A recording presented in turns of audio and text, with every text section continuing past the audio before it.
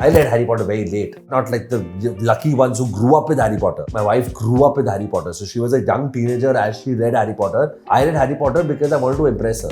Literally. मैंने बोला यार मुझे लड़की बड़ी पसंद है, मैं पढ़ लेता हूँ, what's the big deal? भाई मैं घुसा 40 दिन के अंदर मैंने सारी किताबें पढ़ी. Crazy. I'm also not very fluent in English. You mean vocabulary? हाँ. You may not be that erudite with expressing all emotions. हाँ, मतलब ऐसे मैं ऐसे podcast में कभी erudite नहीं बोल रहा. हम बात ही तो कर रहे थे, erudite कैसे आ गया? You know what the actual source code of unhappiness is? A lack of predictability. I make it a point at 7:30 to drop them a message saying running late, will be home by 8:45. Set expectations. Even if you're going to fall in the expectations, set it. Imagine your employees watching it and they're like, so next time they have a meeting, they're running late by 45 minutes, he'll get it. Try it. I'm empathetic, I'm not an idiot. You had a daily 10,000 people that are judging you on what work you're doing. Literally, it's like saying, मैंने जाके आज email लिखी और 10,000 लोगों ने बोला अरे कितना बड़ा चू है. That is the life of a creator. It's everyday criticism. It's everyday validation. It's everyday dopamine hits. It's every day a feeling of inconsequence. Hey, welcome to another episode of Vaibhav Munjal podcast. I'm very excited for you guys to see this episode. This is an episode with Mr. Dhruv Chitgopekar. Dhruv is the founder of Collective Artist Network, which is one of the biggest talent management agencies in India. Dhruv is also an advisor of Chalchitra Talks. Dhruv is a great sports person. He's a great mentor, and you will always learn a lot every time you listen to him talk. So Dhruv से मैंने बहुत different तरीके से conversation की है. I think आप लोगों को पसंद आएगी. ये आप इस एपिसोड की स्टार्ट भी देखोगे कि एकदम से ही हो जाएगा बातों बातों में. So do subscribe to Vaibhav Munjal podcast. मैं बहुत सारे पॉडकास्ट रिलीज करने वाला हूँ आने वाले कुछ दिनों में और हफ्तों में इस चैनल पे. And let's jump right inside the conversation I had with Dhruv Chitgopekar. So yeah, 840 days I've been doing this. That's insane. Yeah. And what is the target? To target it, chalte raho. So first the target was 100 days, then it was 365, then it was 1000. Then I think I would want to do this until the end of. That's incredible. And their recommendations across genres. One of the best subscriptions I have in my life is the New Yorker subscription, and the level of like literature that I'm consuming from there, the writing, everything is so good. Reads the long reads on New Yorker, incredible. I mean, Washington Post was there till a few years ago, but New Yorker is New Yorker, boss. Yeah. And because now it's not an inexpensive subscription, and because of that, and I think that's what's so important even with journalism, that good quality writing, especially the days of Chat GPT and all of that, it's like art, man. Absolutely. It's becoming even more valuable because most of the drivel that you read these days is so surface level, it's so non-researched, it's so non-nuanced. That when you actually get someone who's writing with a certain level of depth, आप उसके अंदर घुस जाते हो. It's like you're watching a movie. And long reads का, like at least I don't know if it's like for you, you read a lot more, but for me, I'm used to people concising things for me and giving me the key takeaways, right? Genuinely, like I have a team, I have an AI agent that's like मेरे को लंबी चीजों को concise करके बताओ कि इसके takeaways क्या होने चाहिए. लेकिन long reads में ना आप उस nuance में घुस सकते हो. और फिर आपके passion points निकल आते हैं. I can read about sport in detail for hours at end. But जब मेरे को कुछ business related चाहिए होता है, जब मेरे को कुछ management related चाहिए होता है, या trends चाहिए होते हैं, तब मेरे को snap करके बताओ. My today's recommendation is a game. It's such a cool story. मैंने एक आर्टिकल में पढ़ा है इसमें न्यू यॉर्कर में. Wordle का जो क्रिएटर है उसका अगला गेम आया है. And the game is called Password. PARSEWRD. It's a cryptic crossword. मैंने अभी आज उसके कुछ tutorials लिया and it has come out on this website called password.com. So basically उसने Wordle बनाया था अपनी बीवी के साथ खेलने के लिए after like he comes back from work. उसको नहीं पता था कि इतना होने वाला है. And इससे पहले भी वो Reddit पे ना कुछ गेम्स बनाता रहता था. And the day he sold Wordle to New York Times, that was the last day he played it. Wow. And he's like, now I'll work on the new thing. Password is a little complicated game. I don't think I can, as of now, articulate it well. You've got a physical subscription of New Yorker. नहीं ये ऐसे ये show off की है. ये मैं आपको ऐसे show off करने के पुराना पड़ा है. I was like, वाह यार, ये तो बड़ा cool है. इसने physical subscription ले ली. So where is the detail about this book, about this game? आज हमारी रील में आएगा और आपको हाँ. दिस इज सो कूल ना. मतलब इंडिया में हो रही है कहीं इस लेवल की writing. Okay, I'll tell you the ones that I still think are good at a certain level. I believe from time to time, the print Yes. is very good. From a business point of view, there's no doubt that the Ken and Cap Table are both outstanding. Again, long reads there are very, very good. And for general reading, you'll be surprised. I actually still think that जो weekend को जो HT का आता है, I'm forgetting what it's called. HT का ना एक weekend सब वो आता है, bro. It's outstanding. Which one? Branch. Thank you. He was nodding so hard the moment. Why You agree with me, na? Branch is superb. And then lastly, I'll tell you, it's been a while since I did a long read, but Caravan. Still outstanding. And I'll be honest, सिर्फ long reads की बात कर रहा हूँ मैं. Caravan, HT Branch, very nice. You can still pick up an HT Branch on a Sunday and enjoy yourself reading and going into detailing. It's still beautiful. So there is there, but it's a dying art now. And how is Mint? Mint is very good. But again, Mint is very good. It's very business. It's very, very business, right? We have gone into a very unique tangent, but like which editorials do you like? Koi bhi, like across genres. Is there any particular person who is very good with the editorials? Yeah, I'll be honest. I wouldn't be able to give you names of actual authors because I don't think I actually pay attention to who's writing them. For me, the publication, where the publication is curating is more important, but that's a really good point. I think in today's day and age, one should seek out these writers and follow them and connect with them. But I don't know who are the top 5 editorial writers in the country today for magazines, newspapers. I wouldn't be able to give you those names. One of the, one in point I had back in college and late years of school was Reader's Digest. Oh my God. Reader's Digest was incredible. Aren't you a little young for Reader's Digest? I'm 31 now. Yeah, Reader's Digest was in my time, man. That was superb. And वो हर महीने आता था, वो कितना wonderful होता था यार. मेरे घर में रीडर्स डाइजेस्ट और नेशनल ज्योग्राफिक आता था. हाँ, और हम दोनों पढ़ते थे. And National Geographic transported us to a different world. Right? Travel wasn't what it was when I was growing up in the early 90s, mid 90s, early 2000s. So yeah, Reader's Digest was amazing. Reader's Digest के तो little jokes, you know, the stories that used to be there. Some of that stuff was really gut wrenching. Some of the things that they used to write about, beautiful. And every cover used to be different. Readers digest का मजा क्या था कि वो छोटे से format में आपको कितने वैरायटी की रीडिंग एक्सपीरियंसेस मिलती थी. आप कॉमिक्स भी पढ़ रहे हो, आप वो the readers digest was very famous for the comic and joke section. आपके पास लॉन्ग रीड्स भी हैं, आपके पास फिक्शन भी है, आपके पास थोड़ा नॉन फिक्शन भी है. It was a very nice, it was package very interestingly. So that would have done beautifully as a digital experience as well. Are you particular about like the medium in which you are reading? Like, does it have to be a tangible copy, or like digital is also okay? Kindle, iPad, Audible. Yeah, I'll be honest. And as a proud member of Chalchitra Talks early team, I will say that there's still nothing like holding a book in your hands. I don't know what it is. I don't know if it's the sensory experience of the paper on your skin, whether it's that just satisfaction of seeing that you're 3/4 of a way through a book and you're going to sleep tired and you're waking up and being like, yaar, आधा घंटा जल्दी उठ के ना ये खत्म करूँगा. You know that feeling? I don't know if the Kindle will ever recreate that. Having said that, there's just a certain power to the Kindle, which just makes you feel like कभी भी, कहीं भी, कैसे भी, मेरे पास access है to the best books in the world. But I will say, funnily enough, my unread on Kindle is much higher than my unread of books at home. But my unread on Kindle will be easily 15 to 18 books. My unread at home will be about 10 books right now, which are books which have been waiting for me to read them, but the pace is not catching up to get them going. So And at any point of time, are you reading one book or multiple books? I'm reading at any point in time 2 books. 2 books. And it tends to be one fiction and one non-fiction. Nice. And I pick them up basis how I'm feeling at that particular point in time. I tend to be more regular with non-fiction because I'm a little bit of a... I have a little bit of that toxic trait कि मेरे को ना कुछ मिलना चाहिए book से. पता नहीं वो क्या है, maybe because I didn't... I'm also, I never studied management, but I run a very large company.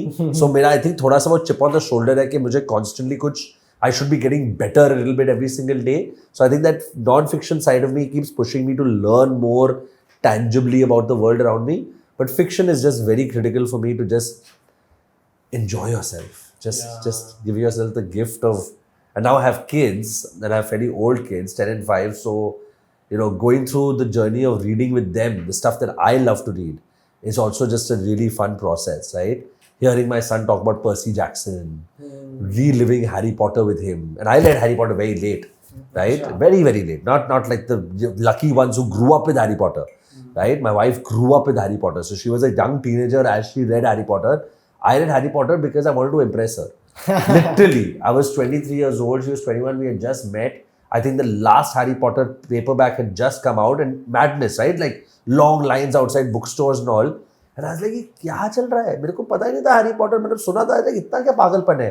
मैंने बोला यार मुझे लड़की बड़ी पसंद है, मैं पढ़ लेता हूँ. What's the big deal? भाई मैं घुसा 40 दिन के अंदर मैंने सारी किताबें पढ़ ली. Crazy. And so I was working and I was this thing. In 40 days I read all the books, and then I've never been able to look back. Now my son is reading it, and we find ourselves jumping into it from here and there, quizzing each other. Because Harry Potter की world भी इतनी crazy है. We've gone to Harry Potter world. We've done all that. सब कुछ खरीद लिया है. घर पे merchandise पड़ा हुआ है. It's all mad. But that's another joy. Like I can't wait to get my son into My Family and Other Animals by Gerald Dahl. My favorite book in the world.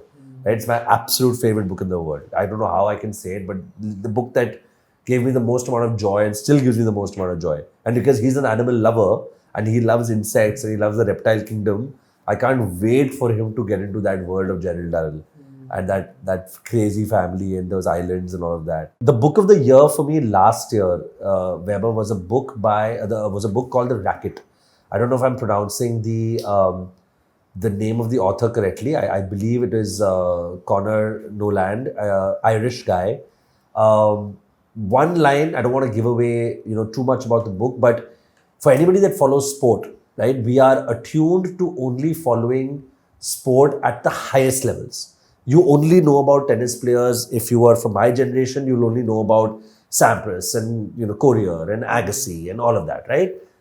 If you were from the previous generation, you'd only know about Becker and Edberg and McEnroe and Jimmy Connors, etc.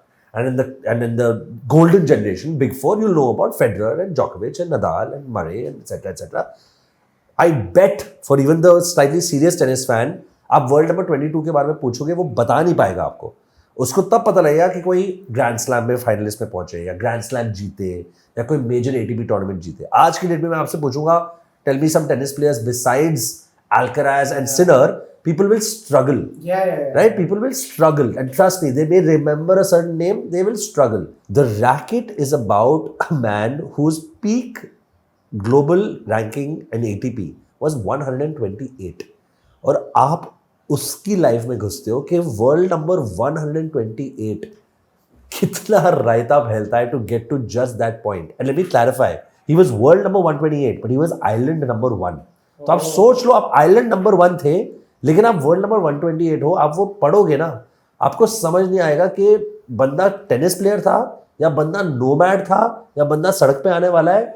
It will blow your mind. And again, I don't want to give it away, but literally the book reads like a thriller because one part of the crescendo is just the path to be able to play one of the top 4, the names I mentioned, just to be able to play him in the first round was his greatest achievement in his career. सोचो मैं क्या बोल रहा हूँ. और हमारे लिए क्या है, अरे यार जोकोविच ने तो 25 टाइटल जीत लिए, मेरा बंदा फेडरर 20-21 में बैठा है. हम कितना कैजुअली बोलते हैं कि 25 ग्रैंड स्लैम जीत लिए. अरे उसने 2 ही ग्रैंड स्लैम जीते हैं. ये किताब पढ़ो और फिर आपको समझ आएगा कि टेनिस कितना कंपेरेटिव, कितना ग्रूलिंग, कितना ब्रूटल, कितना insane book है. And he's an Irish guy, so there's a lot of fun and there's a lot of like self humor.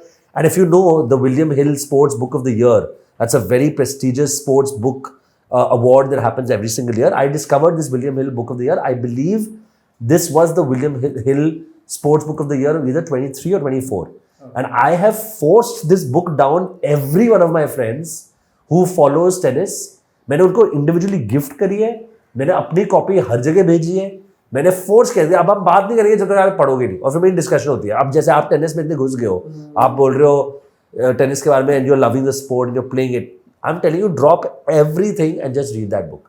Your appreciation for what these players are will go up 100x because it's a very tough life. Now I should stop because I'm reading too much of it. You should read it. It's beautiful. Yeah. Beautiful. And you must read The Inner Game of Tennis. Next. This is the book which like changed my life because आज ही मैं कोई tweet देख रहा था वहाँ पे someone had quote retweeted. This book is basically not about tennis. Nice. This book is about life and because I read two books like this. One is Zen in the Art of Archery. Archery. Yeah. Because there Not are motorcycle maintenance. and not writing. There are a lot of Zen in the art of. Correct. So Zen in the Art of Archery and like these are like spiritual like siblings, I would say, in a game of tennis. I really enjoyed it and it's given me a lot of therav in life. This book, ki thoda I feel like as a 5-10 years older after reading. हाँ यार मतलब okay, this is how you win. I think the book that brought Therav into my life was actually a book that my mom introduced me to called The Road Less Traveled by M. Scott Peck or Scott M. Peck. It was, and I think I read it at a point in my time in my life where I think I was a teen, you know, in the tumultuous teenage years. So I think it brought it centered me to a certain extent. I don't think it completely took over because it's still, you know, hard to be a young man and a teenager, etc. But I think books that come to you at the right time are like gifts of God, yeah, really. Abhi, like, which is the book you are reading currently? So right now I'm in the last parts of reading Boris Becker's autobiography, Inside Man. Tremendous book because it's actually not so much about tennis, but about the time that he was jailed for financial fraud. So it's a very gut-wrenching book because this is Boris Becker, right? He was the golden boy of tennis, right? Two-time Wimbledon champion under the age of 20, ridiculously loved, all of that. And, you know, he goes through a series of bad decisions and is jailed, proper jailed in British, UK, jails in a couple of cities. And just his experience of being inside jail and how he dealt with it. I'm about 3/4 of the way through. I'm really enjoying that. And this, what I'm about to say, is a bit shocking for a lot of people. But I left, यार वो कौन सी किताब है जो अभी जिसकी movie आ रही है जिसमें रायन गॉसलिंग का Project Hail Mary. I started it and believe it or not, just when he meets the is when I stopped reading it, and then of course all this how I started. It just was one of those books that I think something was going on and stopped. So I'm desperately wanting to finish it before the movie comes out. I don't know when is the release date. I think it's very 26th. soon. Of March. Yeah. भाई बस मेरे को पढ़नी है उससे पहले यार. तो ये अभी मेरे 2 किताबें, but I've got a long list of pending books यार. 10-15 है अभी जो मुझे पढ़नी है और बहुत अच्छी किताबें हैं. Al Pacino की Al Pacino नहीं, I think Golden Boy Robert De Niro की है या Al Pacino. So उसकी और बची हुई है. काफी है. It's a big list. Yeah. What about you? What are you reading? I am reading multiple books at a time. Let me open my Kindle and see ki. I didn't ask you that question. How many books are you reading at any point in time? A lot. Like in the sense, I am जैसे आपका fiction non-fiction है, मेरा है one book on films at all times. Right. तो वहाँ पे मेरी 2 चल रही हैं. कभी पीछे पड़े माइक निकोल्स की a life, that is one. आजकल मैंने इस लिस्ट में एक और ऐड कर लिया कि मेरे को एट ऑल टाइम्स एक बुक हिंदी में पढ़नी चाहिए बिकॉज मेरी बहुत वीक है हिंदी. हाँ, सो बट लाइक जैसे अभी दिलीप कुमार की जो ऑटोबायोग्राफी है that also I am reading but in Hindi. Are you keeping a dictionary next to you to help you with the words और नहीं? But should I? मतलब मेरे को लगता है it slows me down. See my Hindi is fairly decent now again because of the 10-year-old. I have to get into Hindi again because he's learning Hindi, Marathi he has to learn. But even some of the words, I also have to double check कि इसका मतलब क्या था. And they may not be complicated words, but just basic words. What you think is a barn is actually a horse. Like I'm saying random things, right? And you're just like, you can't mess that up because you're screwing up this kid's this thing, right? So I was just curious कि you're self-admitting that you're not that fluent. So how are you going over the parts which you don't understand the words? That's what's my... No, because I'm also not very fluent in English. तो मेरे को ऐसा लगता है what I'm really good is at Hinglish. Like that's what like I try to do Hindi plus English. Your English is very good. What are you talking about? नहीं मतलब ऐसा ही है मतलब कि it's not like something हाँ मुझे पता है words पता है सारे Okay, so you mean vocabulary. हाँ You may not be that erudite with expressing all emotions. हाँ मतलब ऐसे मैं ऐसे podcast में कभी erudite नहीं बोल रहा हम बात ही तो कर रहे थे erudite कहाँ से आ गया No. But I get what you're saying. But that's. But like I have a lot of mechanisms for this because I have to gamify and like make frameworks around everything. I'm gonna gift you a book, man. A book that changed my vocabulary as a young man. I think it's called Word Power Made Easy. Super book. I read it as a young man. Again, thanks to my mom. I think I've got the name right. और वो इतनी beautiful book है कि उसमें मेरी mom के notes लगे हुए थे. So she used it as a young girl. Wow. So when I got it, it was dog-eared and yellowed and all. But उसको मैं पढ़ता रहता था. उसमें इतने phenomenal words and उसकी the way they explained it was beautiful. I'm gonna find it for you and gift it to you. So I'm very bad at like ये जो मुहावरे होते हैं ना, चाहे हिंदी में हो या चाहे इंग्लिश में. I want कि I have a library of मुहावरा. जैसे मैं बातों में podcast में बोल दूँ वगैरह. Do you like? Are you good with like phrases and stuff? मुहावरे को क्या बोलते हैं इंग्लिश में? Idioms, yeah, correct. I don't think I'm great at idioms. I think it's a skill, and I think it comes with a lot of public speaking. You'll find a lot of debaters, and you'll find a lot of public orators very comfortable because the beauty of idioms is that are you able to say something long and complicated in a short few words and still make it sound poetic, right? And I think they're very powerful. But I think the trick to that is not more memorizing; it's more contextualizing. कि आप किस zone में ढूंढ रहे हो. And also, man, I think for you it will come because it also comes from a lot of reading. Because also I've noticed when you read, you underline a lot, you highlight a lot. I think you make side notes of stuff to remember. Like I have a notes thing on my iPhone which is just called learnings. Wow. From the books that I've read, just stuff that has really stayed with me. And now I've been doing it for maybe 10 years. So I have maybe like 300, 400 interesting things that just stick with me. So it's like a pinned note. It's a pinned note. And anytime I read something which I want to retain, Please read a few. Of course. Let's see. One of my favorite things that I learned. Now, again, I've messed up and not put the name of the book I got it from. Do you know what the 50-50-90 rule is? No. Okay. I'm super simplifying it.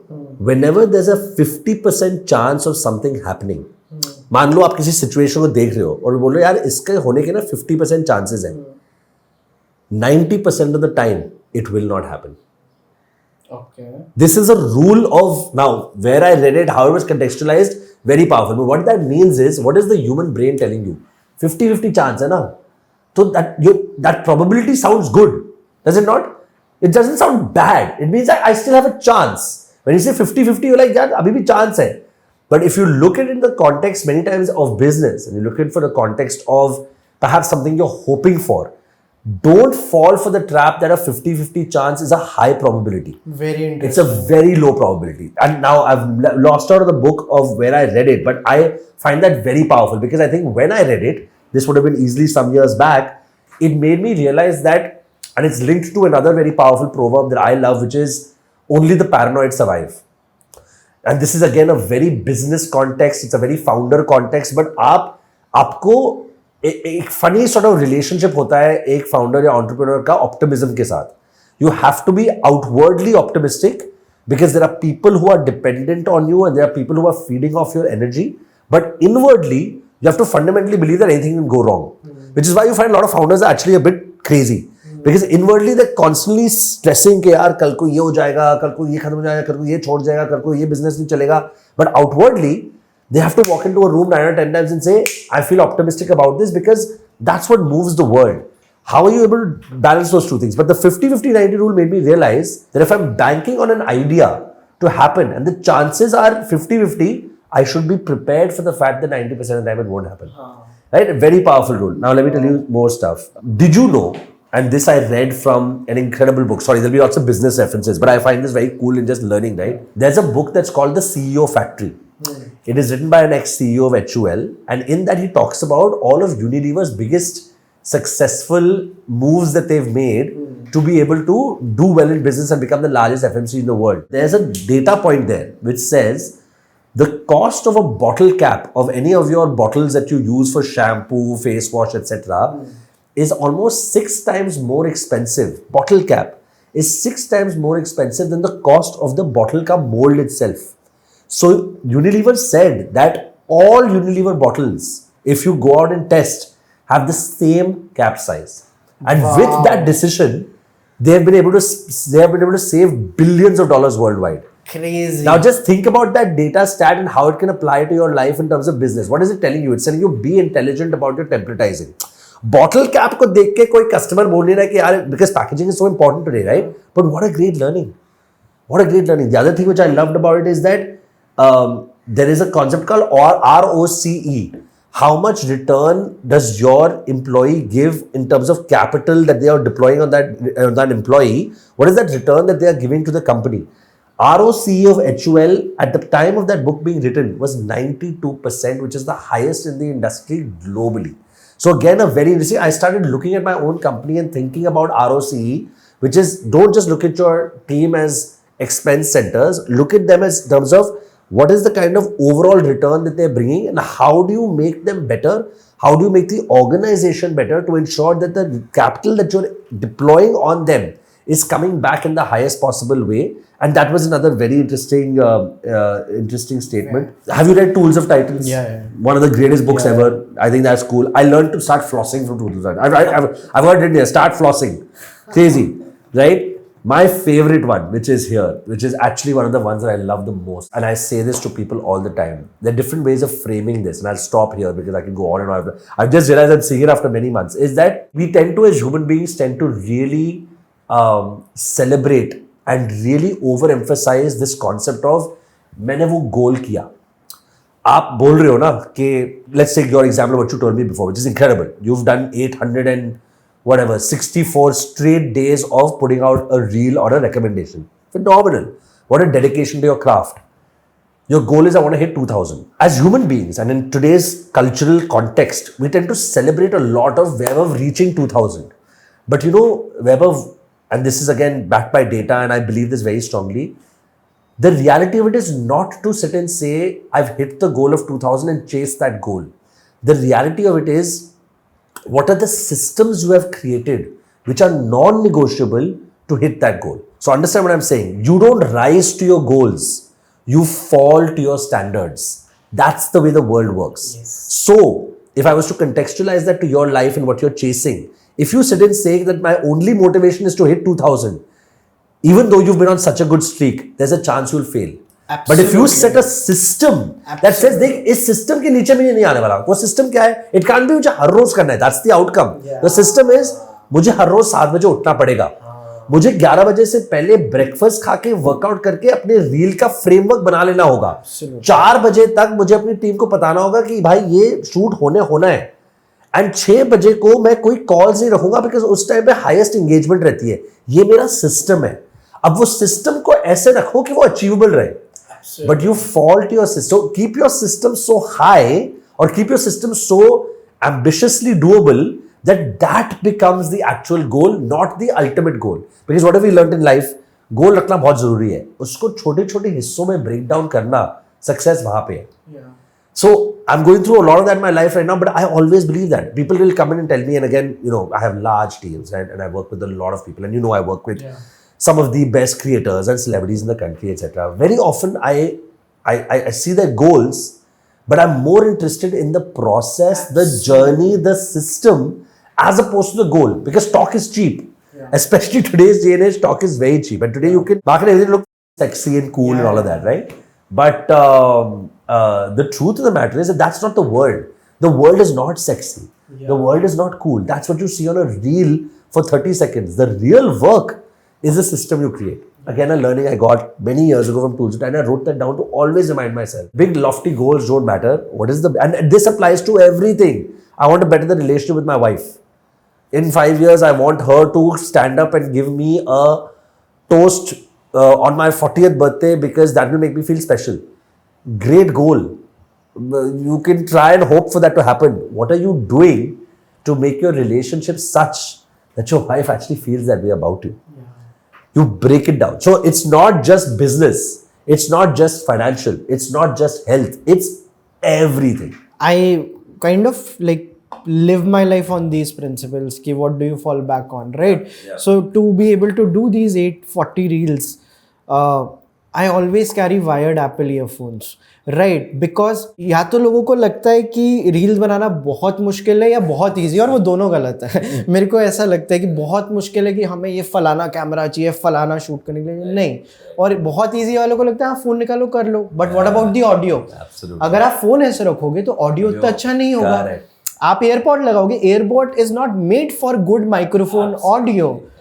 So you have to like go to कि आपके पास ऐसा क्या चीज हो। अगर ये road में लगाने पे आईफोन पे मेहनत लगती है, उसका एक अलग एक्सटेंशन आता है। So I carry wired earphones and now I have had brands come to me and say यार आप वो जो वायर्ड ईयरफोन्स यूज करके बनाते हो ना वैसे से हमारी इधर। सो आप समझ रहे हो कि we have like done it, small thing, but it's your system that you're creating and that ensures that there's a certain quality that's going on. Yeah, the mini heart attack you have when you don't have your keys and wallet, I have when I don't have my Apple earphones. So this is like what I've built. And like आप जब सुनते हो like because you anyway interact with so many creators, ऐसी कौन सी चीज है like where you are able to call their BS like कि यार which like makes you clench your teeth कि तुम यार ये कैसे बोल सकते हो? Something which makes you really angry, the problems that creators bring to you. I'll be honest, Vaibhav, funnily enough, whether it's creators, whether it's life, I have and I think this is a fundamental consequence of being older than 99% of them that I interact with, and significantly older, right? I have a fundamental, I don't want to use the word issue because we're all human beings and we're trying to be better and it's all perspective, but because I'm responsible for their careers to some extent, I have a problem with the lack of self-awareness. Anybody walks into the room with a criticism to me na, and says, yeah, call, ye nahi ho raha, wo nahi ho raha, or this company's not doing that, I'm all ears because we have to get all better. But what I appreciate more, and that's what I instill in my team and I instill in myself every single day, is I want you to first come and be self-aware about what is it that you can do better. Because if you're always pointing fingers, at some point in time, things are going to turn around and be like, great, but what are you doing to change? What are you doing to work on your elements? And this applies across the board. So my biggest desire from my team, from the creators I work with, from the celebrities I work with, from my family, from my children, from my friends, is I just ask for self-awareness. I just ask that can you be truthful to yourself and walk and be like, this is what I was not able to do. And it's hard with people who are in the public eye. Let me also be clear, because I think to be a creator today requires a certain madness. It's not regular to walk in and say, I'll do 840 reels a day. It's not. नहीं हो रहा ये आम लोगों से शायद चलो, it is part of your vocation, occupation, it is who you are. I get that. But even for that, imagine regular people who are not regular, but imagine if every single job you had a daily 10,000 people that are judging you on what work you're doing. Literally, it's like saying, मैंने जाके आज email लिखी और 10,000 लोगों ने बोला अरे कितना बड़ा चू है. That is the life of a creator. It's everyday criticism. It's everyday validation. It's everyday dopamine hits. It's everyday a feeling of inconsequence. So I do understand that there's a certain madness that comes with it. There's a certain and you're very alone in that journey. So I get that it's not so easy to be self-aware. Sometimes you have to push the envelope around you. But I think to answer your question, that's probably one of the things that gets me. That's when you've lost me. If you've walked into every conversation, I can say 6 conversations are all about something that the other person is not doing. 4 conversations have to be about, here's what I think we can do together. Or 1 conversation out of the 10 has to be, here's where I really think I have come short. Because you're never perfect. I'm never going to be perfect. You're never going to be perfect. No creator, no celebrity, no talent, no sportsman. And I've interacted with them all, right? It's been a 20-year journey. There's no talent in any field that I've not worked with, interacted with, perhaps advised in a very granular way. And the greats now, they have a way of looking and self-modulating and understanding, boss, ye shift lana padega. They may not admit it, but you can see it in their actions. So self-awareness, I think, is very critical. And if that's too, I understand it's a little bit philosophical, but the other thing I think that really gets my goat is that when your actions and your words don't marry each other. Yeah. Because there's so much posturing in the creator economy, right? There's so much posturing. आपकी aura आपसे पहले कमरे में घुस गई है और आप पहले से ही posture कर रहे हो, नहीं चलेगा. आपको पता है आपको posturing कहाँ करनी है और आपको पता है आपको posturing कहाँ नहीं करनी चाहिए. पहले तो वो rooms establish कर लो कि मेरी trust rooms क्या है. Trust rooms के अंदर देसी की तरह बोलूंगा नंगा हो गया हो. भाई posturing नहीं है, ये चल रहा है, ये नहीं चल रहा है. It's kind of linked to my first point. You know what I mean? Absolutely. So I think if your words and your actions don't sort of mirror each other to some extent with the people that you trust. If you don't trust your people, then change your people. But if you fundamentally believe that your people are there and you can trust them and you're building on that and they're, it's a good relationship, then you've got to cut the posturing out. Because anyway, your job is so performative. All creators have a performative role. They have to be, Samay says it so beautifully. In his last podcast, his last, show, it said, he came out and said, मैं तो game खेल रहा हूँ internet पे. वो खुले में बोलता है. मुझे पता है ये गेम है. मुझे पता है कि ये, this is all, I have to be a certain way and I have to, enact things a certain way because after what's happened to me, I've realized that true authenticity will ram me. Right? So he's very clear about it. He's not in any delusion about the fact that there's a certain type of game that he's playing where he's not being dishonest to his audience, but he's doing what an actor does, performing a character. And a lot of what you consume and a lot of what we consume of many of our creators are created characters, part of which is organic and it's real, part of it is something that they're building because they're also evolving as human beings. I think it's very beautiful, but somewhere you have to have a truth keeper internally. The best is not the right word. I think the most satisfied and the most balanced creators, celebrities are all those who have good truth keepers around them. And that's critical. Such a cool thing. Truth keepers. I'm just thinking, yeah. Because ये जो posturing की बात कर रहे हो, I've been thinking about it a lot. कि यार, it's very interesting because being performative is an occupational hazard in this industry. Yeah. So you have to be performative. Is like posturing same as masking? Like are they synonyms of each other? They are. है ना? Yeah. क्योंकि होता है ना कभी आपको किसी का एक ऐसा रूप दिख जाता है and like the mask goes off and you're like ये ऐसा था. I think it should, particularly if you are working with certain people, उनके साथ जितना जल्दी हो जाए उतना better है. If you are finding your relationship partners or work partners, they need to know like who you are. क्योंकि बाद में पता चलता है कि भाई ये क्या, it's so bad, like it just upsets everyone and you also make people fall in love with your character to onboard people, and then when that character breaks, it breaks their hearts. Fandom is very, very critical, but I think be inspired by people, be entertained by people. And here I'm talking about just all of us, right? Yeah, all of us. Imagine all of us as just consumers of content. Yeah. I think the safe way to be is to be very inspired, be very, very, take what you can out of the characters and imbibe what you like and enjoy what you are getting entertained by. But a good mental health hack is never put anyone on a pedestal, because then what you said is a very strong drop. Because उनको pedestal में डालना वो नहीं कर सकते. वो आप आके नहीं बोल सकते हो कि ध्रुव you should see me a certain way. वो मैं ही आपको उस pedestal में डाल सकता हूँ. तो फिर जब आप गिरते हो तो फिर लोगों को बुरा लगता है. And that's why the internet is the way it is. तूने ये कर दिया, you disappoint. अरे मैंने तो आप क्यों ऐसे मेरे को pedestal में डाल रहे हो? आप अपना करो ना. You live your life. You do what you have to do. Don't get so enthusiastic by such this thing of, oh my God, like, oh, this person's this and that, over minor issues. If there's a major issue, if there's something, I get that. But the internet is just full of so much hate over things that actually don't really matter. So it's very linked to what you are saying. The masking, etc., etc. But also as people who are following, if we look up to certain people, unko ek pedestal mein mat dalo. Ultimately, everybody is a human being. Right? Nobody is some great shakes. Nobody is God. Nobody is better than anybody else. Nobody is better than anybody else. Because that you're fooling yourself if you think someone's better than me as a human being because they are part of a certain vocation or on a certain camera or on a certain field, etc. That's not how it is. In a long enough timeline, do you see hate increasing or decreasing on the internet? I feel like a lot of what happens on the internet is kind of mirroring how sections of society are actually feeling. So I feel like if hate is potentially increasing, it is increasing because there is potentially increased lack of self-satisfaction in day-to-day life, because your mind is going to places which what is the most common saying, right? A bored mind is a devil's playground, right?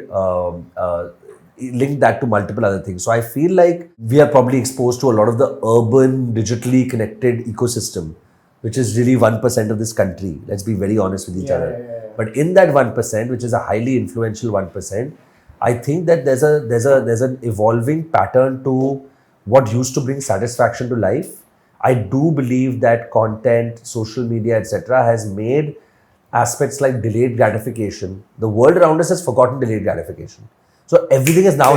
True. Everything is now, right? Yeah. So when you don't have a concept, again, I learned this concept from my family and from my mother when I was young, कि आपको कोई चीज बहुत you wanted really badly ना, just push yourself to delay that gratification by a perceivable, permissible limit, and then see A, how you enjoy it, and then B, see, funnily enough, that desire that you had for it, that hungry, consuming desire, you'll realize कि यार इतना वो कुछ था नहीं.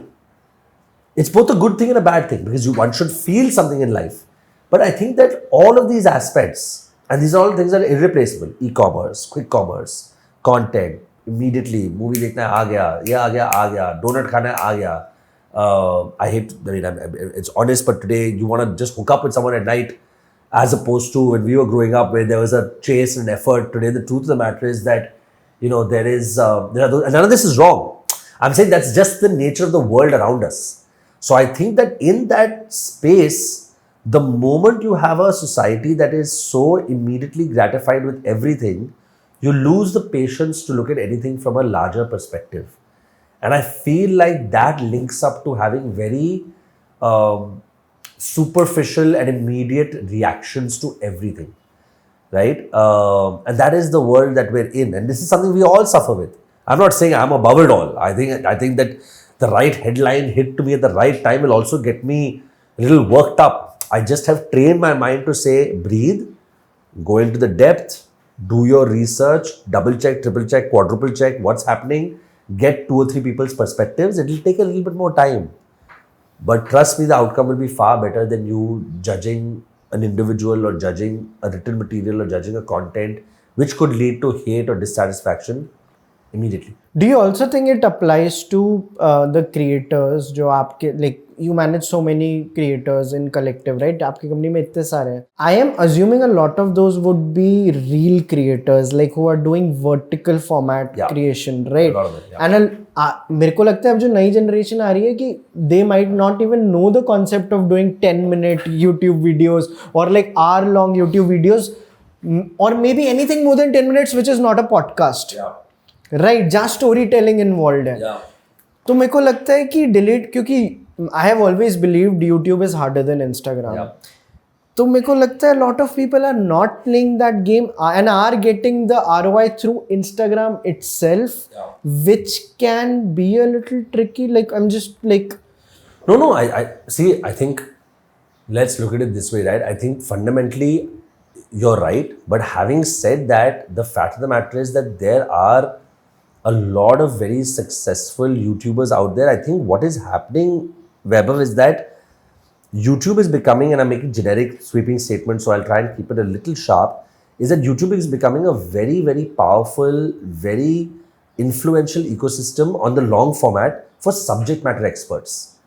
Because you're able to go to the depth of certain aspects. I think the days of pure, at least in India, pure entertainment related long format content, I think that that's where the short format content, which is why, let's be honest, YouTube is also doubling down on shorts, right? So I think they're also saying that it's very, very critical because they've seen the power of reels very, very clearly, right? So I think that subject matter experts are coming in. I mean, you're a prime example for it, right? Like, you have a fairly successful, very engaged audience when it comes to Chalchitra on YouTube as well. Yes. But you will not deny the power of attracting more audiences via Instagram. Absolutely. So my strong recommendation to creators who have that capability is, of course, create content for reels, but think of it not just as the final destination. Yeah. Think of it as introducing more audiences to your potential content and also drive them towards YouTube for longer format. Absolutely. The two can coexist, but you as a content creator then have to have that ability to understand, like, let me just give a random example, right? You could be a fashion stylist. You could be a woman or a man and a fashion stylist who does great looks for, let me say you're a woman. Let me give you an example of sport. And you say, I am the creator you follow for, imagine in life, whatever is your first day of college, your first interview, your first date, your first day of this thing, and I'm gonna own the entire space of how do you dress up to create an impact. Great for quick Instagram reels, great for YouTube shorts because you're showing different this thing. But then putting that entire look together, explaining what happens on that first, maybe showing how that day progresses and doing a mini vlog around it, that can only happen on YouTube. So what's happening is you're building the brand that I am a stylist who comes in and helps you dress appropriately basis your world for your first, because this is what clothes speak about an individual. But if you want to go into the depth of how this actually plays out, why do people feel a certain way? What happened after that? What was my learning as a young woman when I went through these journeys? That can only happen on YouTube. So you've acquired here, you've kept them sticky here. So what happens is, we know YouTube is a search thing. It's very rarely discovery. Instagram is discovery. So if it's search, you're suddenly saying styling tips for young women. Your algorithm is then pushing people towards that space, but the two are talking to each other. Yeah. And I think I'm giving a very simplistic example, yeah. But this is the way that I believe the two platforms really have to coexist. Yeah, and you're so right about the stickiness part of it, which I've felt on both platforms, because on Instagram, I think by showing up every day, कहीं ना कहीं तो हम लोगों की life का, like it's my version of Saurabh Joshi, right? Like कि in a way आज क्या, क्योंकि मैंने मेरा बैंक नहीं है ना, मेरा recorded, pre-recorded, so sometimes I'm randomly at Carter Road या किसी फिल्म हॉल से बना ली, किसी की शादी ब्याह में बना ली, मुंडन में बना ली. So in a way they are also seeing the vlog aspect of it. ये मेरे को बहुत बाद में realize हुआ, इनफैक्ट ये 2-3 हफ्ते पहले ही realize हुआ कि people are also seeing the vlog element of it, because it's not at a static place where I have recommended these 840 reels. Correct. Sometimes it's with the microphone, sometimes it's very professionally made. It can be anything. If I'm with a friend, it can be his recommendation. तो वहाँ vlog element आ जाता है. And stickiness is everything we have done since 2018. में 3 लोग जब हमारे live streams देखते थे, and I've noticed when people come to us or me, any of the creators of Chalchitra, they always have a testimonial to give to us. It's not like, hey, I've seen you. Yeah. कुछ होता है उनके पास बोलने के लिए, and it's so beautiful. Correct. You know, I was listening to the Colin and Samir show, and you know, they do such interesting breakdowns of the creator economy from a very West US perspective. But I think to your point about vlogs, what I really strongly believe is that with also now the advent of AI, the amount of content that's available now to consume far outreaches the number of eyeballs and the amount of time available to consume it. So I feel like more and more reality, authentic, organic, non-highly produced, very, those kind of pieces, the more they come about. And that's where I think YouTube has a very big role to play, because you can do that in these formats where you're allowed yourself to be in natural environments that other people look at and say, that could be me. Absolutely. You know what I mean? So I think you are exposed publicly for longer durations. So आपकी chances of like doing something wrong increases. तो इसलिए होता है कि vulnerability बढ़ गई. What do you think of this little thing we have on WhatsApp called Chalchitra Book Club? Look, I've said this very often, I've shared it within friends, etc. But I think Chalchitra came into my life at the peak of the pandemic, which is when you were starting off. And I'm very proud to say that I'm one of the first members of the club. You should tell the story. I will not tell the story because it's your story to tell. But it's not about me. I think the truth is that WhatsApp group where it all originates, I think is one of the most richest and one of the most loved communities that I feel a part of. Even though the truth is, I don't think I know more than 3 people there, but I recognize their names. but I just feel like I'm part of something because वहाँ पे जो conversations होती हैं, वहाँ पे जो बकचोदी होती है, वहाँ पे जो sharing होती है, and the good part is that it's not just the founders, it's not just you, it's not just, it's multiple people who get involved, and I think there's a beautiful term in French now, उसको कहते हैं joie de vivre. Joie de vivre means a joy for life. जो लोग ना शौकीन होते हैं, right? And they live life like they're biting into a peach. They love that nectar. मुझे ना I feel like when I'm part of that group, I feel like वहाँ पे ना joie de vivre है किताबों के लिए. लोग ऐसे passionately बात करते हैं ना. So just for everyone to know, I put up I'm pretty sure my average is every 2 or 3 weeks. I put up a screenshot of something that I've read from Chalchitra Talks WhatsApp group. किसी ने कुछ डाला होगा, मैंने उसको screenshot लिया है, मैं पहले family group पे भेजता हूँ, because my mom's an author, everybody in my family reads extensively, and everyone's like talking about it, and then I take a screenshot, I put up my stories to say, and I tag Chalchitra Talks there, saying आज के दिन में ना इसने मेरे को खुश कर दिया. It's an incredible community. People use the word community very loosely these days, and I'm one of them, right? Because it's such a buzzword today. Right, but I truly believe what that space has, it has the best way I'll describe it is that whenever there's a meetup, anywhere in the country, मेरे को हल्का सा FOMO होता है यार कि मैं भी शायद होता वहाँ पे, right? And it's a wonderful feeling. So I think that what you guys have built is incredible, and I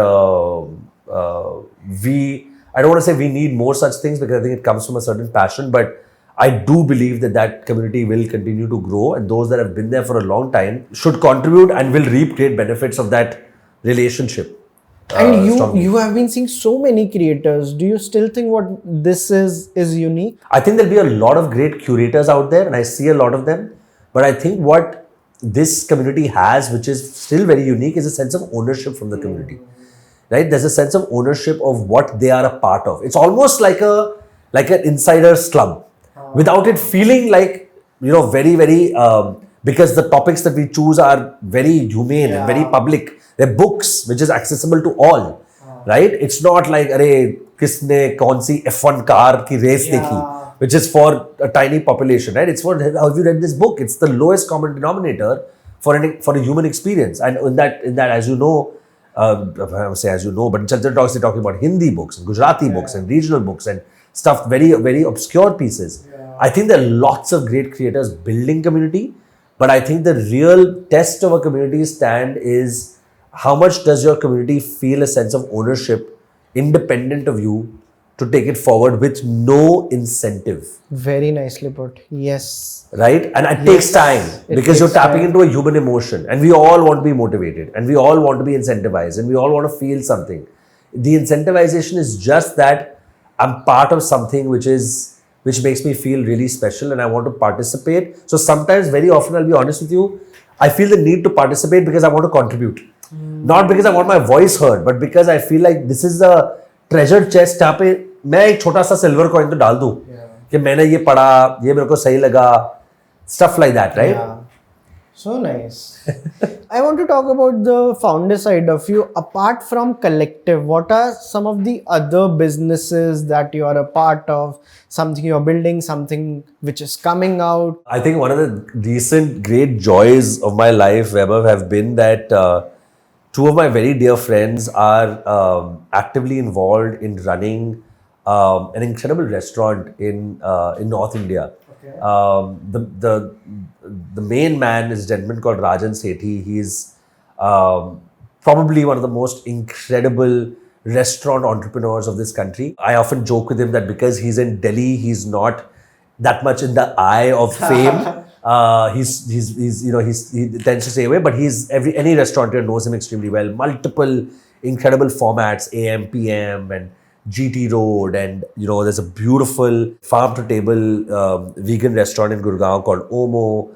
But the shining star, in my opinion, and these are all Rajan's children, so he'll hate me for saying this, but his shining star is a restaurant called Ik Punjab. It is, in one line, it is an ode to a once unified Punjab. So you have dishes there which are from the India side, and you have dishes there which are from the Peshawari side. And because he has recipes from his Nanaji and his great grandparents, and his Nanaji was in the army, and he, for the Indian army, etc. All of his restaurants of Ik Punjab, and he has 4. There's Chandigarh, there's Gurgaon, there's Greater Kailash in Delhi, there's CP. they all speak to a family heritage, and they all speak to a certain ode to what was once an incredible food culture. So I encourage everybody to go and get that experience. Sorry, very hard plug, but I am a passionate contributor to that experience, and I say it very openly. It comes purely from a place of absolute love, because, like they say, the product, when you go and eat there, and when you go and interact with the waiters, when you go and have, तेरे को बंटा याद है? एक पंजाब में बंटा मिलता है, and like बंटा, not like कोई fake कुछ, उसमें actually वो बोतल ऐसे फट करके खुलती है, because Rajan went out and found बंटा machines, resurrected them, पता नहीं कहाँ पे कितने पैसे दिए, उसको 5 बंटा machines मिले, उसने हर रेस्टोरेंट में डाल दिया है. तो आपको वहाँ पे बंटा मिलेगा, आपको वहाँ पे aprons मिलेंगे, because they believe that ये खाना हाथों से खाओ, घुसो, and really get into that experience. Wow. I can guarantee there will be dishes there that you would not have eaten anywhere. It's my guarantee. If you find dishes there which you've eaten elsewhere, tell me, I'll pay for your meal. Right? It's my open challenge to all your viewers, and you'll get an experience which is outstanding, and it's given me a lot of joy, because I'm a joie de vivre kind of guy. I love food. I love drink. I love great hospitality. I believe it brings people together. So Rajan and my partner Gaurav, who I didn't speak of, who's also one of my closest friends in the world, they have together come and build something incredible. And the best part is they're constantly thinking of making it better. And the other best part is that they want to celebrate Punjabi culture.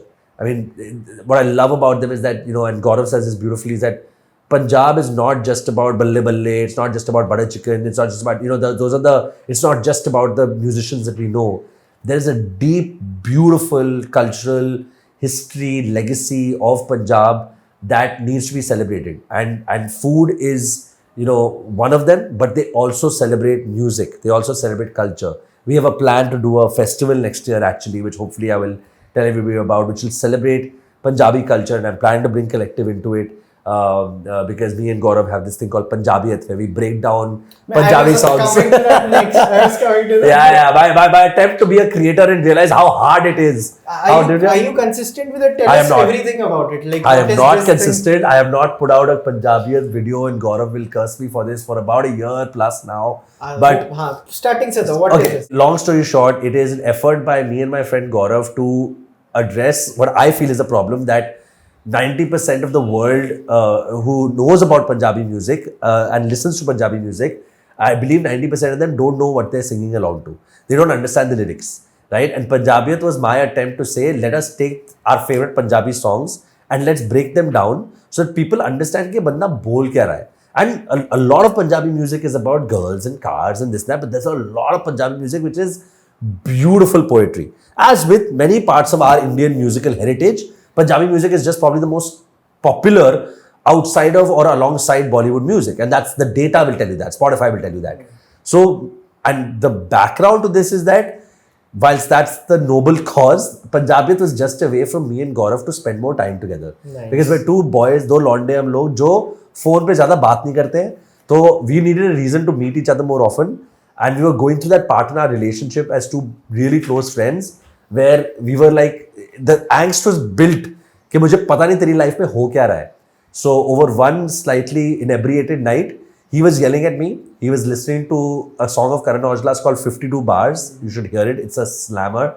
No two lines are repeated in that song. And it's a kick-ass gangster rap Punjabi song. And he's yelling at me and saying, तू वो है, तू दिल्ली छोड़ के चला गया, तू भूल गया और तू अपनी पंजाबी भी भूल गया. And whilst he's yelling at me, whilst he's drinking in my house, he's translating the song for me. And I had a brainwave. I was like, 1 second, bro, this is crazy, because this is the problem of most of the country. They don't know what they're singing. And he's like, chup kar, main aap kuch aur bol raha hu, tu ye kuch aur bol raha hai. So hilarious conversation. Next thing you know, I call him into Bombay 1 month later. I have a 3-cam setup at home. And I said, come on, let's do this. And we had a lot of fun. It shows how tough it is to be a creator, because I think it's a great idea. Yeah. We have amassed 400 subscribers on YouTube. So we never really pushed out. It's not easy. So many elements to it, rights, time.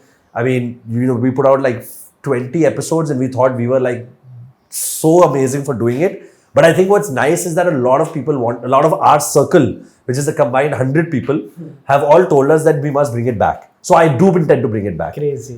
You will be a guest on it. Because now we do all Punjabi in my car. Gedi style. I'm driving, Gaurav sitting next to me, and the guy whose song wants to be translated sits in the back. Aisha Ahmad did one episode which did really well. She chose a song of one of her old short films or a music video she did. It's available for people to watch. It was very, very cute. But I want to get more friends to come, and I'm sure this problem is true for them. I'm sure you love many Punjabi songs, and you're like, "Bhai, Diljit Paji bol kya rahe hain? Bhai, Talvinder bol kya raha hai?" You know what I mean? And I want to break that down and have fun with it. So this is linked to hopefully something we will do with Punjab and celebrate more Punjabi culture, and this is giving me a lot of joy. So this is there, the restaurant is there. What else? What else are you up to? Yeah. Besides this, there's only one other crazy dream which I have, which I am putting out into the world because I have to hold myself accountable to it. Is that wherever next year I want to represent India. I want to represent India in the World Veteran Championships of Badminton. Oh, wow. As you know, I'm a very passionate badminton player. I fall under the plus 40 men's category in the section, the category I play in, and I have taken a very serious goal to represent India. I want to wear India on my back, and for that I have to achieve the goal of becoming a top 4 player in India.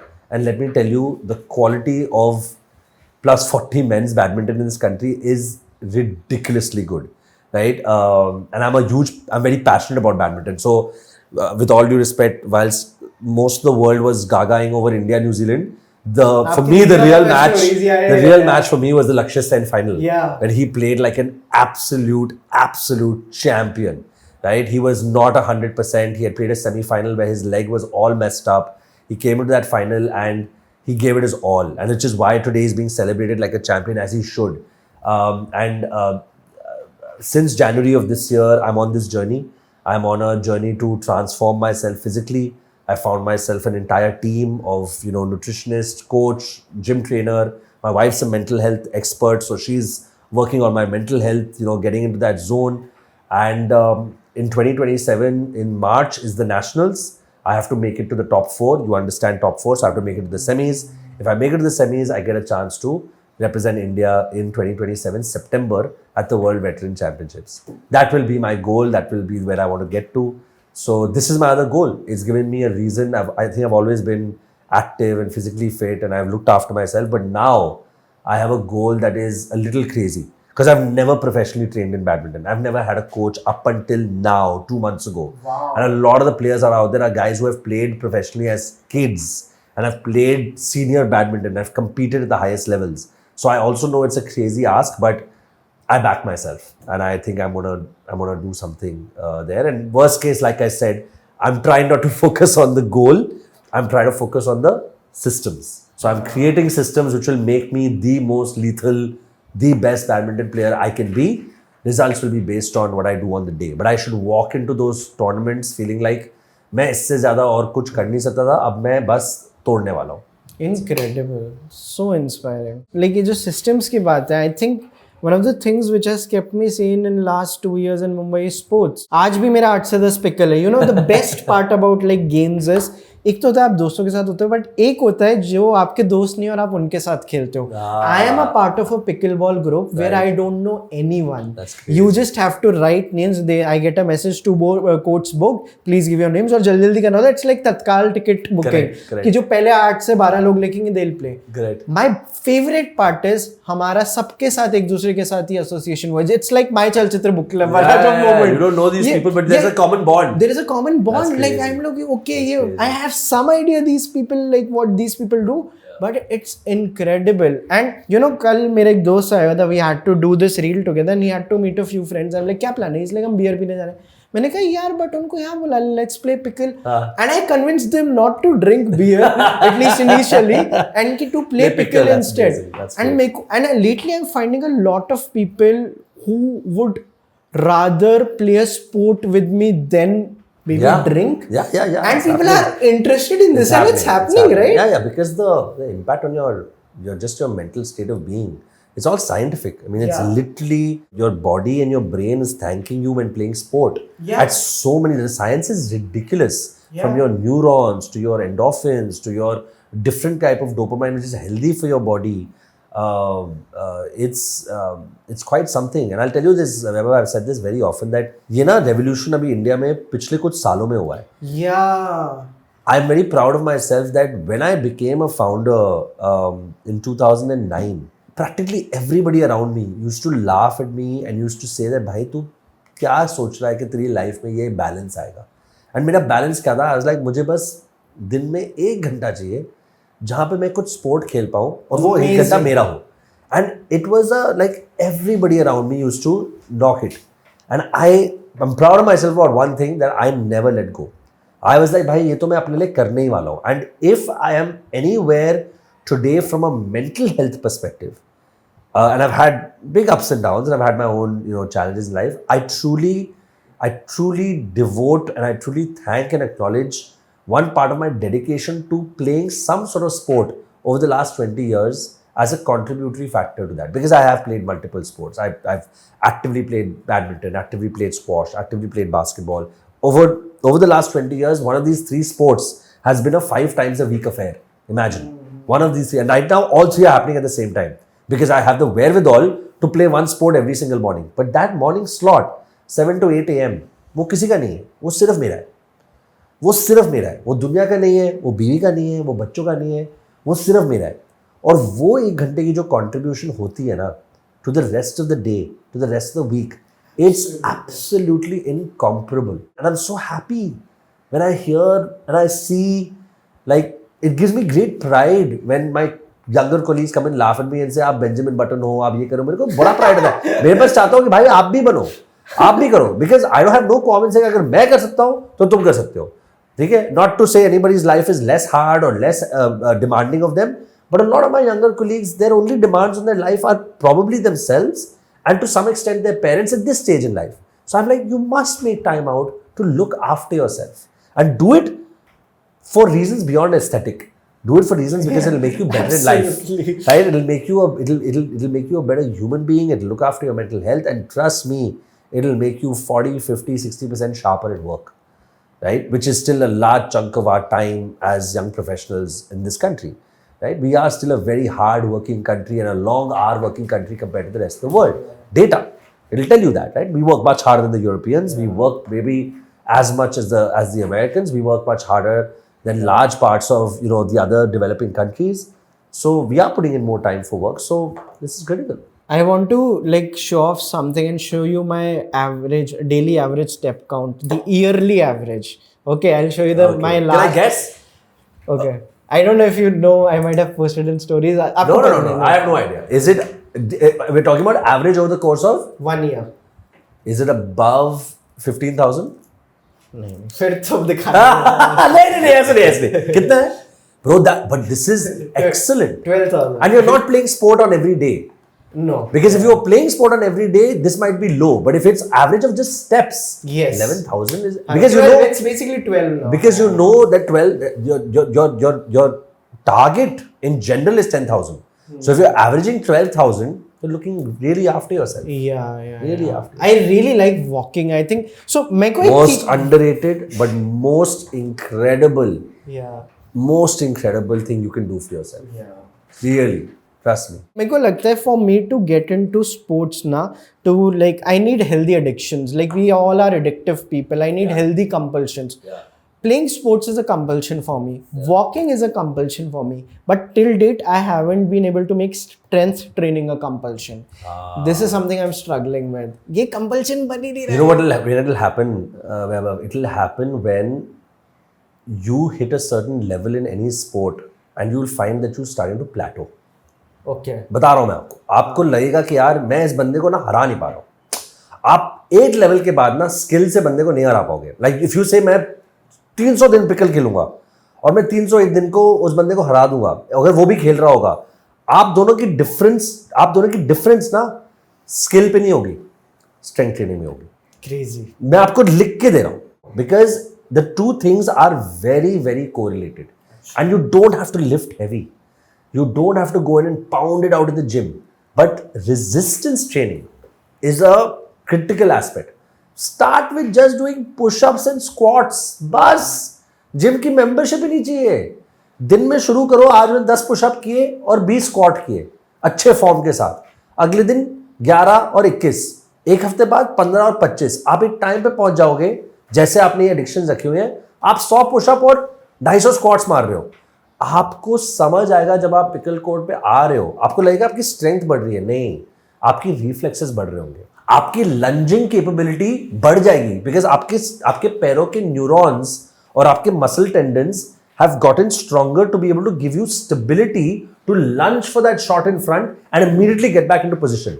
That's a big chunk of racket sports ना, कि बंदे ने बहुत अच्छा drop shot मारा, आप कितनी जल्दी वहां पहुंच तो आप जाओगे, आप रिकवरी कैसे कर रहे हो back to the centre of the court, वो स्ट्रेंथ ट्रेनिंग से आएगी, वो कभी स्किल से नहीं आएगी, because that is based on your ability to lunge forward at a certain angle and instantly bring yourself back to center so that you're prepared for the next shot. So trust me, because you are saying you're addicted to sport, you will not have a choice but to introduce strength training into your workouts, and then as you get better and better, you will start to, जैसे मैं एक और छोटी सी चीज बोलता हूँ, I hope it never happens to you, because you're playing racket sports, be prepared for tennis elbow, boss. And tennis elbow को बचाने का एक ही रास्ता है, strengthening your shoulder and strengthening your arms. If you don't do strength training side by side, tennis elbow होगा, और कभी tennis elbow हुआ है भाई, वैसा दर्द ना लाइफ में बहुत ही कम है, आप ये नहीं कर पाओगे, हाँ, आप ये नहीं कर पाओगे, forget holding a ball, आप ये नहीं कर पाओगे, इतना दर्द होगा यहाँ पे, और फिर उसकी रिकवरी में 2 महीने लग जाएंगे। आप सोचो how bad you will feel when you can't even hold a racket, and it will happen. It won't happen because you're not giving rest. It's actually happening more because you're not doing strength training. So you have to work on your shoulders. There's no option because you're playing a sport or you're still relatively young. But trust me, wear and tear goes on as time goes on.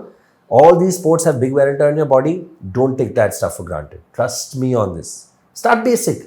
Get that resistance band. Yeah, I have it. Just do it. But do it. Because एक बार tennis elbow हो गया ना वैभव, आप मेरे को phone करके बोलोगे कि भाई मैंने सुना क्यों नहीं आपकी बात, मेरे को हुआ है, and I had to go away from my sport for 2 months, और मैं ना वो पट्टी पहनता था, मैंने अपने आप को प्रॉमिस किया मैं लाइफ में ना पट्टी नहीं पहनूंगा.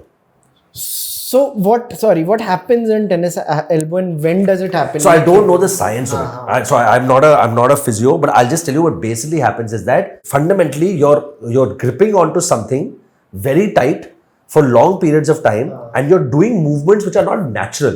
आप लाइफ में ये सब नहीं कर रहे होते हो, right? So your hand is moving in very different interesting angles and you're holding on to something extremely hard for long periods of time. The arm is connected to the shoulder, and because the shoulder is weak, it is putting extra pressure on the arm. So what happens is that your forearms and this entire part gets completely locked up because of muscle tension. But the moment your shoulders are strong, they give you more strength to be able to support your forearm. People think कि मुझे forearms को strong करना है, नहीं, पहले अपने shoulders को strong करो, biceps triceps को strong करो, biceps triceps को भी नहीं करते कोई बात नहीं, shoulders, this entire area, all the workouts are absolutely non-negotiable for in my opinion, in my limited capacity. I'm sure your readers will give a more scientific explanation to it, but meet any physio, you have to do resistance if you're playing a racket sport, non-negotiable. And again, a stupid question, but like by playing a lot of racket sports, are my forehands getting stronger? They are getting stronger. उसी वजह से they are getting stronger. The difference in the strength of this and this की वजह से. But understand one thing, what happens with resistance training now, Vaibhav, you probably know this, is that you're breaking down that muscle and rebuilding it. And every time you rebuild it, it rebuilds stronger. It's one of the functions of the human body. You're not breaking down muscle when you're playing sport because you're not actually doing resistance. You're actually doing more very active movement. So movement में आपके muscles नहीं break down हो रहे हैं. You're basically using energy. But energy is a byproduct of how strong your muscles actually are and whether they can hold that much amount of lactic acid in them to be able to give you the ability to hit the shot stronger. You always want to get stronger. ना pickle में क्या है? You want to hit that perfect down the line forehand which just goes over the net. उसके लिए आप इतना concentration, इतना effort मार रहे हो कि एकदम वो perfect shot हटे. वो skill से उतना ही जा पाएगा. Strength will play a much more important part because people relate strength to bulk. Strength has a very strong correlation of flexibility. नहीं तो आप किसी भी gymnast को देख लो, आपको लगेगा gymnast में इतना muscle क्यों है भाई? वो तो इतने flexible होने चाहिए ना. But आप gymnast को देखो, they are the most ripped because they have built that absolute core strength to be able to hold their body for long periods of time and stretch their body. Only muscle stretches. Fat does not stretch. That's the reality of it, right? So that's my. I'm really worried because I'm not a scientist at all, but this has been my learning from readings. And we are just talking about like how it is like helping you. So जैसे आपने बताया कि now you're taking professional coaching also, and you are also getting into the mental side of it, the mental health or mental coaching, performance coaching. क्या कर रहे हो वहाँ पे? Like what happens in that? Right now, to be honest with you, the mental side of my life is more just focused on the fact of that I have to be at a very optimum state of balance to do everything. Because I am a founder, I do run a large organization, I do have a lot of people reporting into me, and at the same time I have these goals. So sometimes it can get a bit much because my life is it's very planned minute to minute. So my mental health, and I'm just very lucky, my mental health coach is my wife. Nobody understands me on the planet better than she does, right? So she's able to break down my mental state like this and tell me this is where you are over emphasizing on something that you don't need to, right? Like one of the biggest things she's taught me, it's such a simple line, but it's a line I use so easily, is that हम किसी situation में uncomfortable होते हैं ना, तो we start to get worked up. If you set your mind into understanding that, get comfortable with the element of being uncomfortable. Set the expectation. I've set the expectation in the next year and a half that I perhaps am not going to be as socially available for my friends because between work and between this goal, this is going to be my life. And I want to prioritize my wife and kids first. So all my closest friends, I've come to terms with the fact that there'll be a slightly lesser access to me, right? And that's why they're my closest friends, because I'm chasing this goal. But I'm also uncomfortable about that. I'm also a human being. I'm also have a little FOMO. I also want to be part of my closest friends' experiences, etc., etc. I might miss some of them. But I've learned from Tara, my wife, that get comfortable with being uncomfortable. मैंने ना एक बहुत ही beautiful चीज़ पढ़ी recently, which I want to share with you. What is the actual core of being unhappy? Common answers that you would often hear would be stuff like when you don't get something you want, when you are deprived, when you are lacking in a certain resource, when you are unloved. All valid points. But do you know, Vaibhav, and I believe this very strongly, is what I read. You know what the actual source code of unhappiness is? A lack of predictability. आप अपनी life में सोचो, जब भी आपको किसी चीज़ की tension हो रही होगी ना, वो तब हो रही होगी जब आप आगे वाले सिचुएशन को प्रिडिक्ट नहीं कर पा रहे हो. That is the core. So, we are human beings, we're not gods, we can't predict every single day. But in whatever we can predict, can we set the right expectations for people around us so that we don't leave people disappointed, we don't leave people sad, and we don't make ourselves sad? It's one of my simplest examples. My parents laugh about this all the time. I'm a stickler for time. पता है छोटी सी चीज़ है, मैं जब भी दिल्ली जाता हूँ ना, मान ले मैंने अपने मॉम डैड को बोला है मैं 8 बजे घर पहुँच जाऊँगा, ठीक है, मैंने बोल दिया. अब मैं उनका बेटा हूँ, मैं घर आ रहा हूँ, वो 8 का 8:45 हो जाए, 40 मिनट में लेट हो जाऊँ, दुनिया नहीं बदल रही है. लेकिन I make it a point at 7:30 because I can predict. I make it a point at 7:30 to drop them a message saying running late, will be home by 8:45. I don't need to do it. But trust me, every single, and I've been doing this for years. Crazy. When I walk home, there's not that expectation of, oh, we were waiting for you 45 minutes. This is so beautiful. They're prepared. I apply this to my life all the time, with my children, with my colleagues. That is, set expectations. Even if you're going to fall in the expectation, set it. Because the moment we can predict something, the moment I can predict this is what is you're going to do, even if you're going to do something which is really going to piss me off, it's the number one rule of agenting, right? Prepare your clients for the worst case scenario and prepare them. What are they most pissed off about? तूने बताया नहीं. हुआ वही, लेकिन तूने बताया क्यों नहीं? So we are at our weakest as human beings when we cannot predict what's going to happen tomorrow. You'll find people who are the happiest, even if they don't have a lot, if they have a sense of predictability. Why did government jobs be such a great thing for that generation of India? Because at some level, it just gave you a sense of हमें पता है हमें कल क्या करना है. लेकिन it started to lose its impact because there was just, people started being able to take more risks. But ultimately, you will find that, and why are founders so distressed for the first 5 years of their startups? because उनके पास predictability नहीं है. That's why there's such a small percentage of them that actually succeed, actually survive the mental strain. ये नहीं है कि उनके पैसे नहीं रेज हुए, ये नहीं है कि उनका बिजनेस चला नहीं चला, उनको अनप्रेडिक्टेबिलिटी के साथ हर रोज जीना होता है. Same for a creator. I don't know where I've taken this story. No, but I'm just thinking, imagine your employees watching it and they're like, so next time they have a meeting, they're running late by 45 minutes. He'll get it. Try. I'm empathetic. I'm not an idiot. Yeah. Who is your favorite, biggest inspiration in regard to sports? A player that you have looked up to all your life? Oh man, there are too many. I mean, I'm a die-hard Roger Federer fan. Even though personality-wise, there's absolutely nothing to take away from him except just pure class and grace and the beauty he brought to the sport.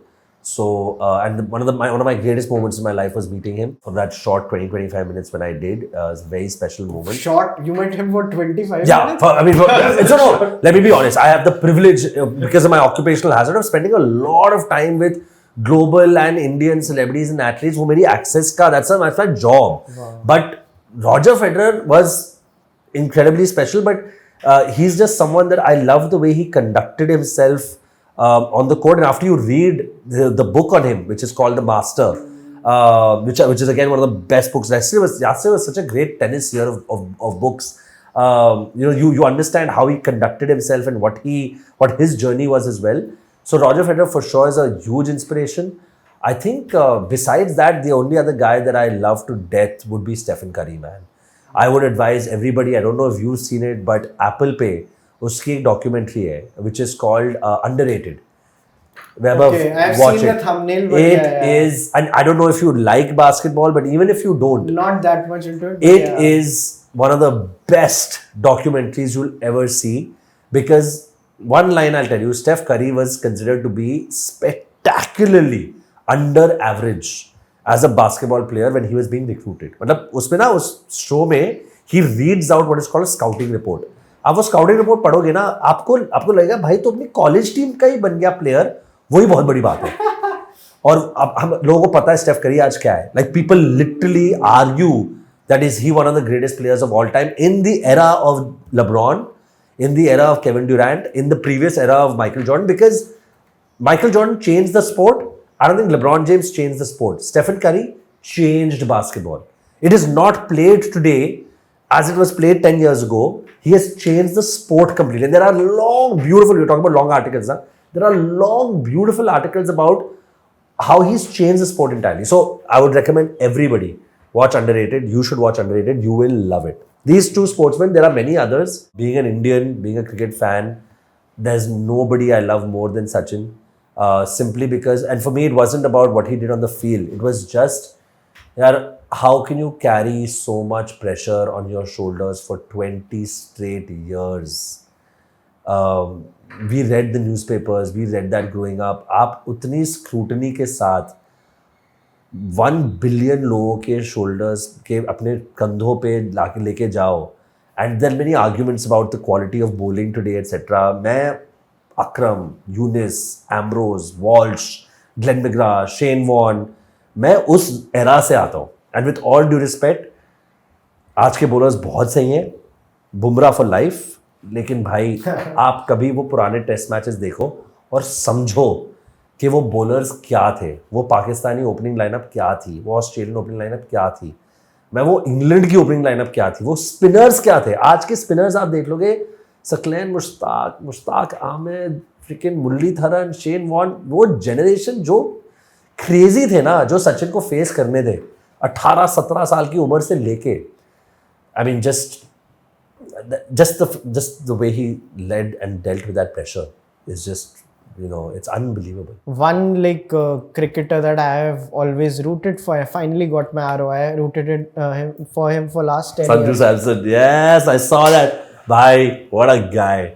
And I saw your post and I was like, that must be a good feeling. To always believe in him, and my God, what a player, boss. I think the current generation was looking for a superstar in cricket after Rohit and Virat. and they had their bets on some people, ये अलग दूसरे superstar है तो इसलिए सब brand आ जाएगा, retention आ जाएगा. Now they are seeing that superstar in Sanju Samson. Also, I think just technically, he's probably one of our most complete batsmen. Absolutely. He's probably one of our most complete batsmen, and we've changed the way T20 is played. But Sanju Samson, कितने clean shots होते हैं T20 में यार. Crazy, and without maximal risk. Yeah. It's such a high risk play. He's just that whole thing about how he uses the crease is incredible. He converts length balls into short balls. He converts short balls into half volleys because he's just using the crease so intelligently. It's not easy, but my God, what a World Cup, man. You know, there's so much to learn from these sports documentaries, like, and I love documentaries as a genre in general, but like, have you seen that documentary called Icarus? Of course. है ना? वो कितनी crazy चीज थी. My God, the doping scandal of cycling. Oh my God. That, I have to tell you though, as much as that's great viewing and watching, and maybe I'm being a little emotional about it, but it's a twinge to my heart when I find that sport has been over by corruption and cheating and scandals. मेरे को बहुत बुरा लगता है because दुनिया में वैसी इतनी posturing है. ये sport is, you always hope that it stays some level of purity. तो मेरे को ना अभी भी irritation होती है जब लोग बोलते हैं अरे यार ये तो बिकाऊ है, अरे यार ये तो fix था, अरे यार ये तो वो है, अरे सब scripted है. I like not to believe it. Yeah, I also and even if it's true, because it's not in my scope of understanding of how much or what, etc. Whatever knowledge I have. But I choose to just cut myself off from it and be like, bro, let's see where it goes. So Icarus was tough to watch because, and I've read, it's not about the bike. I've actually read Lance Armstrong's original autobiography. It's the big, what the big joke was, na? After the scandal came out, one Australian library took it out of the non-fiction autobiography and put it into fiction. सही है तो उल्लू बना रहा था पूरी दुनिया का. तो एक नंबर का So so people don't buy his story anymore. No, he was fully caught for cheating for like 10 years. नहीं, so what has he written in the autobiography? He's written how he is the next coming. Everything he did was natural. He accepted. No. It's not about the bike. It's like how a great sportsman will write about his career. How he won Tour de France multiple times, what he trained, but all of that is bullshit because he was sitting and getting blood transfusions in a shady hotel in some back alley of France, right? So वो तो उसने बताया नहीं. उसने बस बताया कि मैं भाई born था, मैं भगवान था, मैंने इसको रहा, मैंने उसको रहा, मैंने इतना hard work किया, मैंने ये हुआ, मैंने वो. He talks about coming back from cancer and beating cancer, which he did. But the truth is that to win and to do all that he was doing and make those millions of dollars in endorsements, etc., it was all cheating. And one of the more positive sporting moments for me of 2026 was the semi-finals of Australian Open, Sinner versus Djokovic. Oh my God. That match, dude. It made me so emotional and like it just, holy shit, this is possible. Like, this is possible. This is possible. Yeah, these guys now, Djokovic and LeBron are redefining longevity for the human race. Not just for sport. They are showing that science and pure will and mental strength coming together are telling you that the 40-plus-year-old today can compete with the 21-year-old if you look after your body long enough and you have the right. And of course, we're talking about the absolute highest levels, but you can take inspiration from that. I mean, it's crazy. क्या कर रहा है Djokovic? यार मेरे को समझ नहीं आ रहा. I'm not, it's crazy, bro. I had respect to both those athletes. It's something else, yaar. What is something that I didn't speak about that you would like to talk about? I think we've spoken about everything. This has been so much fun. It's felt like a living room conversation that you and me would otherwise have, and I just want to say thank you for having me. I mean, and अगर हमें अभी guilt और यार वो बात नहीं है तो we'll record another one. Okay, done. I hope you had fun. Yeah, it was so much fun. Always a pleasure to talk to you. Of course, thank you. Thank you so much. Yes, this was lovely. Lovely.